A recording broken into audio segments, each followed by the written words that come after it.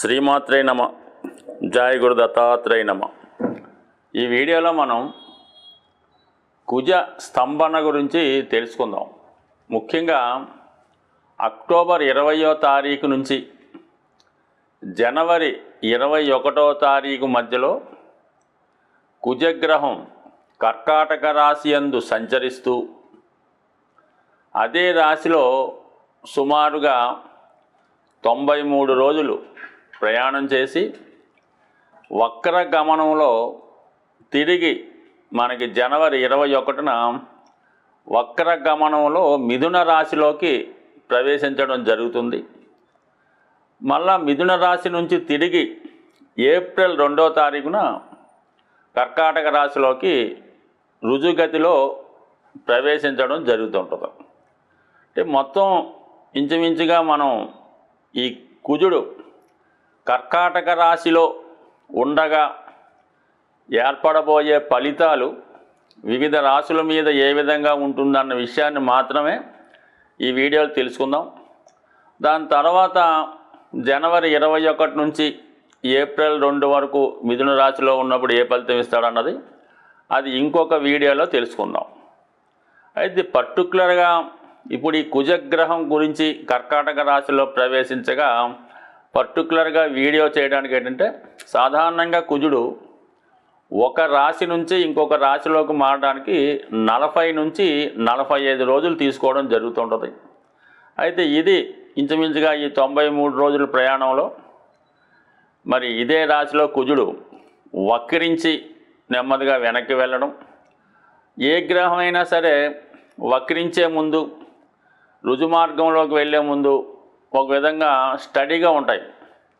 అయితే కుజుడు ప్రత్యేకంగా కొన్ని రోజులు ఏమాత్రం మూమెంట్ లేకుండా ఒకే పాయింట్లో కొన్నాళ్ళ పాటు ఉండడం జరుగుతుంటుంది. సో ఎక్కువ రోజులు ఒకే రాశిలో ఉండడం కూడా ఒక విధంగా కుజ స్తంభన అని చెప్తూ ఉంటారు. ఇదంతా కూడా ఆర్థిక మ్యాథమెటికల్ సంబంధించినటువంటి పాయింట్. కేవలం మన జ్యోతిష్ శాస్త్ర ప్రకారం కుజుడు అక్టోబర్ 20వ తారీఖున పునర్వసు 4వ పాదంలో ప్రవేశించి డిసెంబర్ 6, 7 తారీఖులో వక్రగమనం పొందడం జరుగుతుంది. ఇది ఇంపార్టెంట్. అంటే డిసెంబర్ 6వ తారీఖున కుజుడు వక్రగమనంలోకి వెళ్తాడు. ఆ వక్రగమనంలోకి వెళ్తూ మళ్ళీ నెమ్మదిగా ఈ పుష్యమి పునర్వసు 4వ ఇలా వెనక్కి వెళ్తూ తిరిగి జనవరి 21 నాటికి మిథున రాశిలోకి ప్రవేశిస్తాడు. మరి ఈ కర్కాటక రాశిలో ఉన్న 93 రోజుల్లో మరి కుజుడు ఎటువంటి ఫలితాలు ఇవ్వడం జరుగుతుంది అని పరిశీలించినప్పుడు కర్కాటక రాశికి ఒక ప్రత్యేకత ఉంటుంది. ఇది కుజునికి నీచ క్షేత్రం. అంటే కుజుడు ఆ రాశిలో నీచపడి ఉంటాడంటే ఒక విధంగా బలహీనపడి ఉంటాడు. సో దాంతోపాటుగా మరి ఈ కుజుడికి మెయిన్ మనకున్నటువంటి సుపీరియర్ ప్లానెట్స్లో అంటే మనకి భూమికి దగ్గరగా ప్రయాణించే గ్రహం ఇంచుమించుగా కుజగ్రహం, దానికి బాగా వెనకాదల గురుగ్రహం, దానికి వెనకాల బాగా వెనకాల చివరిగా శనిగ్రహం ఉండడం జరుగుతూ ఉంటుంది. మరి కుజుడు భూమికి దగ్గరగా ఉండడం వల్ల మనకి భూమి మీద అంటే భూమి మీద ఉన్నటువంటి ప్రజానీకం మీద కుజుడు యొక్క ప్రభావం చాలా ఎక్కువగా ఉంటుంది. మరి అలాగే ఈ కుజునికి గురువుకి శనికి ఉన్నటువంటి సంబంధాన్ని కూడా మనకి ఈ గ్రహాల ప్రభావం ఈ మానవాళి మీద పడడం జరుగుతుంటుంది. మరి ప్రస్తుతం కుజుడు కర్కాటక రాశిలో సంచరించగా శని అష్టమ స్థానంలో సంచరించడం అన్నది అంటే ఇద్దరికీ కూడా షష్టాష్టకాలు రావడం జరిగింది. అంటే కుజుడు కర్కాటక రాశిలో ఎన్ని రోజులు ప్రయాణించినా ఎవరికి అభ్యంతరం లేదు. కానీ శనికి 6వ స్థానంలో కుజుడికి శని అష్టమ స్థానంలో ప్రయాణించడం అన్నది చాలా వరకు జాతకుల మీద ఈ ప్రభావం చూపుతుంది. అలాగే దేశం యొక్క పరిస్థితులు కూడా చాలా వరకు ఎక్కువగా ఇబ్బందికర పరిస్థితులు దేశ పరిస్థితులు కూడా చాలా వరకు ఇబ్బందికరంగా ఉండే అవకాశం ఉంది. సో ఇది ఎక్కువగా మరి ప్రజా సమస్యలు, అలాగే పోలీసు వ్యవస్థ యొక్క స్ట్రగులు, అలాగే భూములకు సంబంధించిన విషయాల్లో ఇబ్బందులు, ఇవన్నీ మరి ఈ గోచారరీత్యా జరుగుతుంటాయి. అయితే గురువుకి కుజునికి అర్ధకోణ దృష్టి ఏర్పడటం వల్ల చాలా వరకు కుజుడు మరి మంచి ఫలితాలు ఇవ్వడానికి కూడా కారణం అవుతూ ఉంటుంది. సో ఏదైనా మొత్తం మీద ఈ కుజుడు సంచరిస్తున్నటువంటి ఈ 90 రోజులు 93 రోజులు సుమారుగా, అంటే పంచాంగాన్ని బట్టి మరి వాళ్ళు పంచాంగకర్తలు వేసిన లెక్కలను బట్టి కొద్దిగా అటు ఇటు మారచ్చు. మనం తీసుకున్న పంచాంగం ప్రకారం ఈ 93 రోజుల్లో వివిధ రాశుల మీద కుజగ్రహ ప్రభావం ఏ విధంగా ఉండబోతుంది అన్న విషయాన్ని తెలుసుకుంటూ చివరిగా మరి కుజగ్రహానికి ప్రస్తుతం జరుగుతున్నటువంటి సమస్యలకి ఏ విధమైన పరిహారం చేయాలన్నది కూడా ఈ వీడియో చివరిలో తెలుసుకునే ప్రయత్నం చేద్దాం. సింహరాశి వారికి ఈ కుజ స్తంభన ప్రభావం వ్యయస్థానమందు సంచరించడం జరుగుతుంది. 12వ స్థానం అన్నది జాతకుడి యొక్క నష్టాలు చెప్తూ ఉంటుంది. అయితే సింహరాశి వారికి కుజుడు యోగకారకుడు. ద్వాదశ స్థానంలో మరి సుమారు 93 రోజులు ప్రయాణించే ఈ ప్రయాణంలో కొంతకాలం పాటు వక్ర గమనంలో ప్రయాణిస్తూ తిరిగి లాభస్థానంలోకి ప్రయాణిస్తాడు. అంటే ఇంచుమించుగా ఈ రాశి వారికి 11వ భావ ఫలితాలు, అంటే లాభ ఫలితాలు ఎక్కువ శాతం ఇవ్వడం జరుగుతూ ఉంటుంది. ముఖ్యంగా ఈ కుజుడు వక్రించడం వల్ల ఏంటంటే జాతకుడికి మరి చతుర్థ భావ ఫలితాలు, భాగ్యస్థాన ఫలితాలు, అంటే గతంలో వీటి కొరకు ప్రయత్నం చేసి ఏదో కారణం వల్ల ఆగిపోయి ఉంటే మరొక్కసారి తిరిగి ప్రయత్నం చేయడం వల్ల మీకు ఈ నెల, అంటే ఇంచుమించుగా అక్టోబర్ 20 తర్వాత అవి తిరిగి మీకు ఫలించే అవకాశం ఉన్నది. ఎందుకంటే ముఖ్యంగా చతుర్థ భావం అంటే మీరు గతంలో ఏదైనా ఇల్లు, గృహం కొనుక్కునే ప్రయత్నం కానీ, ఏదైనా నివాస స్థలం లాంటిది కొనుక్కునే ప్రయత్నం చేసి ఏదో కారణం వల్ల ఆగిపోయి ఉన్నా, లేదంటే మీ యొక్క స్థిరాస్తి ఇతరుల ఆధీనంలో ఉంటూ వారు ఏదన్నా వాళ్ళని ఖాళీ చేయమనో ఖాళీ చేయించడానికి ప్రయత్నం చేసి ఉన్నా, ముఖ్యంగా పెద్దల పేరుతో ఉన్నటువంటి ఆస్తి మీరు తీసుకోవాలనే ప్రయత్నంలో ఆగి ఉంటే, అంటే స్థిరాస్తి సంబంధించినటువంటి సకల విషయాల్లో గతంలో ప్రయత్నం చేసి ఆగిపోయి ఉంటే ఇప్పుడు తిరిగి ప్రయత్నం చేయడం వల్ల మీరు అవి తిరిగి మీ స్వాధీనంలోకి వచ్చే అవకాశం ఉంది. లేదంటే అది కొనుక్కొని, అంటే 12వ భావంలో కుజుడున్నాడు కాబట్టి భూములు, స్థిరాస్తులు కొనుక్కునే ప్రయత్నం ఫలిస్తాయి. 100% జరుగుతుంది. దాని తర్వాత 9వ స్థానం. 9వ స్థానం అంటే ఏం చెప్తుంది? అది పుణ్యక్షేత్రాలు, విదేశ ప్రయత్నాలు, ఉన్నత విద్య, సంతానం యొక్క సంతానం. అంటే మీ మనవలు పిల్లల్ని ఎవరన్నా విదేశ విద్యకు పంపాలనుకున్నా, ప్రత్యక్షంగా మీరు ఉన్నత విద్య కొరకు విదేశం వెళ్ళాలన్నా, విదేశంలో ఉన్నటువంటి మీ సంతానాన్ని కానీ తల్లిదండ్రులు కానీ కలవాలన్నా ఈ సమయంలో మరి మీరు ప్రయత్నం చేయడం వల్ల విదేశ ప్రయాణం చేసే అవకాశం ఉన్నది. అంటే ఎందుకంటే మరి ఇది ఖచ్చితంగా మీకు కుజుడికి సంబంధించిన కారకత్వాలు చతుర్థ భావానికి, అంటే విద్య, ఆరోగ్యం, తల్లి, వాహనం సంబంధించినవన్నీ కూడా ఫేవర్ అవుతాయి. అలాగే ఉన్నత విద్య, పుణ్యక్షేత్రాలు, ధర్మ కార్యక్రమాలు, తండ్రి గారు, గురువులు సంబంధించిన వాటిలో మీకు వాళ్ళ యొక్క ఆశీస్సులు, దీవెనలు లభిస్తాయి. మొత్తం మీద కుజుడు మీకు 12వ స్థానంలో టెక్నికల్గా ఉన్నప్పటికి కూడా ఖచ్చితంగా స్థిరాస్తుల మీద పెట్టుబడి పెడుతూనే వాటి మీద లాభాన్ని, అభివృద్ధిని కూడా పొందే అవకాశం ఉంటుంది. ఎస్పెషల్లీ రాజకీయ రంగంలో ఉన్నవాళ్ళు చాలా ధైర్య సాహసంతో, చాలా బాధ్యతగా పనిచేయడం జరుగుతూ ఉంటుంది. ఎక్కువగా ప్రజల్లో మమేకం అవుతూ వారి సాధక బాధకాలు తెలుసుకొని ప్రయత్నం చేస్తారు. ఇదే సమయంలో ఏదైనా ఒక కొత్త వ్యాపారాన్ని మీరు ప్రారంభించే అవకాశం కూడా ఉంటుంది.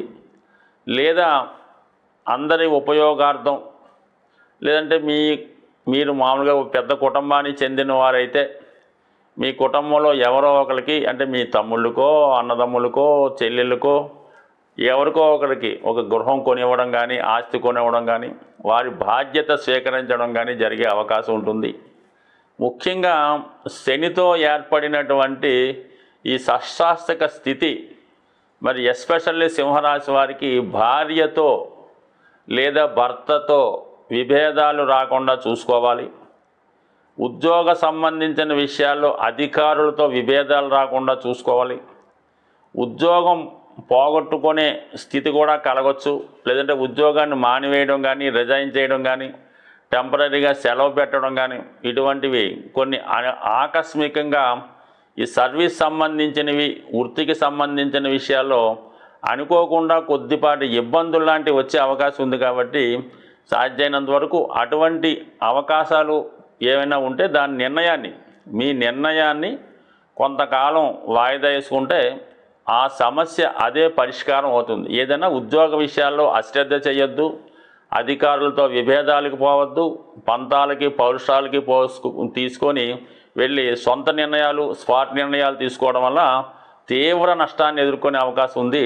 కొద్దిగా దాన్ని పోస్ట్పోన్ చేస్తే, అంటే గురువు యొక్క అర్ధ కోణ దృష్టి కుజుడి మీద ఉండడం వల్ల ఎంత గొప్ప సమస్య అయినా సాల్వ్ అవుతుంది. కాబట్టి ఉద్యోగ విషయంలో మాత్రం చాలా అప్రమత్తంగా ఉండండి. ఎటువంటి పౌరుషానికి పోయినా తిరిగి మీరే నష్టపోయే అవకాశం ఉంది.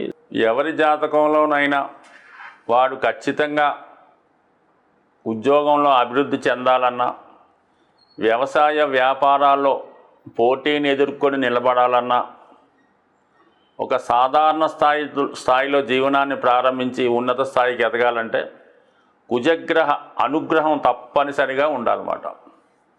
సో అందువలన కుజుని యొక్క అనుగ్రహం కోసం మరి 2 విధాలుగా మనం కుజుని యొక్క అనుగ్రహం పొందడం వచ్చు. ఒకటి ఏంటంటే సుబ్రహ్మణ్య స్వామి ఆరాధన. మంగళవారం ఎప్పుడన్నా సరే కుజుడికి మంగళవారం నాడే పరిహారం చేయడం వల్ల అది కలిసి వస్తుంది. మరి మంగళవారం రోజు ఒక 8 మంగళవారాలు సుబ్రహ్మణ్య స్వామికి బెల్లం పానకంతో అభిషేకం చేయడం వల్ల ఖచ్చితంగా కుజుని యొక్క పరిహారం జరుగుతుంది. మరి ఇంకా ఎక్కువ ఇబ్బందులు ఉన్నాయి అనుకున్నవారు కుజుని యొక్క అనుగ్రహం కోసం మరి కుజగ్రహ జపం, కుజగ్రహ హోమం చేయవలసి ఉంటుంది. అలాగే సుబ్రహ్మణ్య స్వామి అంటే మనకి కృత్తికా నక్షత్రం వచ్చిన రోజు సుబ్రహ్మణ్య స్వామి కంటే కృత్తికా నక్షత్రం అనేది అగ్ని నక్షత్రం, దానికి అగ్ని అధిదేవత. ఆ రోజు సుబ్రహ్మణ్య స్వామి వారి విగ్రహానికి ఆలయంలో పాలతో అభిషేకం చేయడం వల్ల ఖచ్చితంగా కుజునికి సంబంధించినటువంటి సమస్త దోషాలు పరిహారం అయ్యే అవకాశం ఉన్నది. అది ఒక విధంగా మనకి ఒక గ్రంథంలో బాగా మండుతున్నటువంటి నిప్పులని పాలతో ఆర్పడం వల్ల కుజదోషం లాంటిది పరిహారం అవుతుందని. అంటే కుజుడు అగ్నితత్వ గ్రహం. మరి ప్రస్తుతం కుజుడు కర్కాటక రాశి అనే పాల సముద్రంలో సంచరిస్తున్నాడు. అందువల్ల మరి మంటల్ని అంటే నిప్పుల్ని ఇది పాలతో ఆర్పడం వల్ల మరి కుజుడు శాంతించే అవకాశం ఉంటుంది.